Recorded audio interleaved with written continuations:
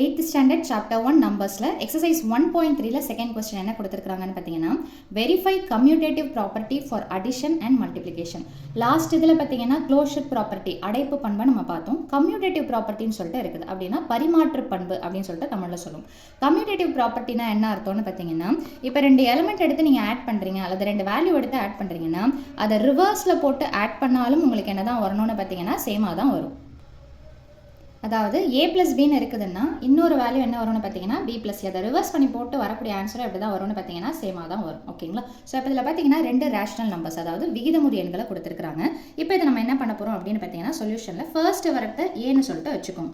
So அப்போ a உடைய value என்ன இருக்குதுன்னு பார்த்தீங்கன்னா -10/11. அதே மாதிரி b உடைய வேல்யூ என்னன்னு வச்சுக்கிறீங்கன்னு பார்த்தீங்கன்னா -8/33. ஸோ க்ளோஷர் ப்ராப்பர்ட்டினா என்ன அர்த்தம்? கம்யூட்டேட்டிவ் ப்ராப்பர்ட்டினா என்ன அர்த்தம்? பரிமாற்று பண்பு. ஃபர்ஸ்ட் ஏவையும் பியையும் நான் என்ன பண்ண போகிறேன் பார்த்தீங்கன்னா ஆட் பண்ண போறோம்.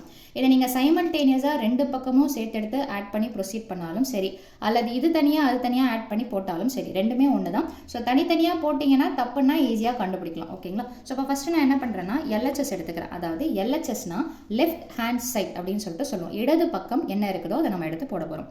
ஸோ அப்போ a plus b, a உடைய வேல்யூ என்ன இருக்குதுன்னு பார்த்தீங்கன்னா -10/11 பிளஸ் எப்பவுமே வேல்யூவை பிராக்கெட்ல போட்டுருங்க. ஏன்னா மைனஸ் வரதுனால பிராக்கெட் போட்டு போடுங்க. ஸோ இங்க b உடைய வேல்யூ என்ன இருக்குதுன்னு பார்த்தீங்கன்னா -8/33. இப்போ என்ன இருக்குது? ஸோ -10/11 பிராக்கெட்டை ரிமூவ் பண்ண போகிறோம். இதை டைரெக்டாக உங்களுக்கு புரிஞ்சுதுன்னா நீங்கள் போடலாம். இது எப்படி வருதுன்னு பார்த்தீங்கன்னா ரெண்டு சிம்பிள் பக்கத்தில் இருக்குது. அப்படின்னா இதை ரெண்டுத்தையும் நம்ம என்ன பண்ணணும்னு பார்த்தீங்கன்னா மல்டிப்ளை பண்ணிடணும். அப்போ ப்ளஸ் இன்ட்டு மைனஸ் என்ன வந்துடும்னு பார்த்தீங்கன்னா மைனஸ். ஸோ 8/33. ஓகேங்களா? ஸோ இப்போது இதில் பார்த்தீங்கன்னா மைனஸ், அதாவது கழிக்கணும். இப்போ ஆட் சப்ட்ராக்ட் அந்த மாதிரி பண்ணணும்னா கீழே இருக்கக்கூடிய பேஸ், அதாவது டினாமினேட்டர் நம்ம என்ன பண்ணணும்னு பார்த்தீங்கன்னா ஒரே மாதிரியே மாற்றணும்.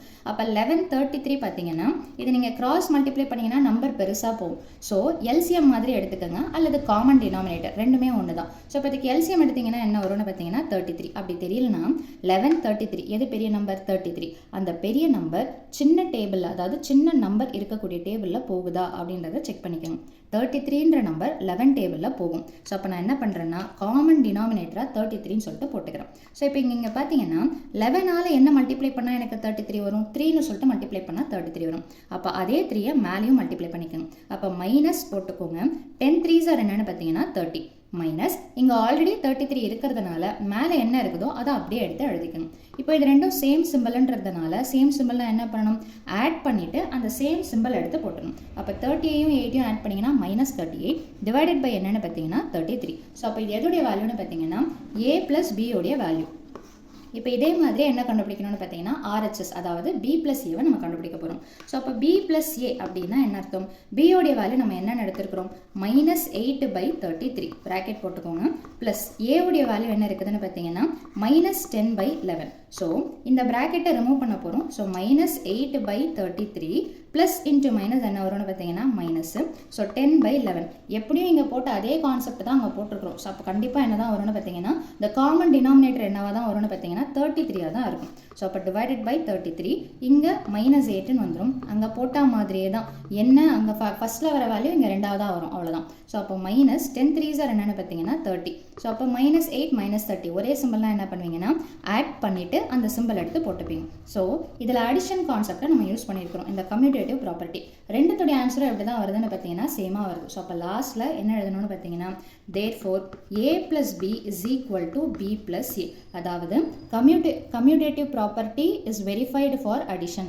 சரிபார்க்கப்பட்டது. எது சரிபார்க்கப்பட்டது? பரிமாற்று பண்பு பார்த்தீங்கன்னா கூடுதலுக்கு சரிபார்க்கப்பட்டது. இதுலேயே என்ன கேட்டிருக்கிறாங்கன்னு பார்த்தீங்கன்னா கம்யூட்டேட்டிவ் ப்ராப்பர்ட்டி ஃபார் மல்டிப்ளிகேஷன் சொல்லிட்டு கேட்டிருக்கிறாங்க. அதாவது பெருக்கலுக்கும் இது சரி பார்க்கணும் அப்படின்னு சொல்லிட்டு சொல்கிறாங்க.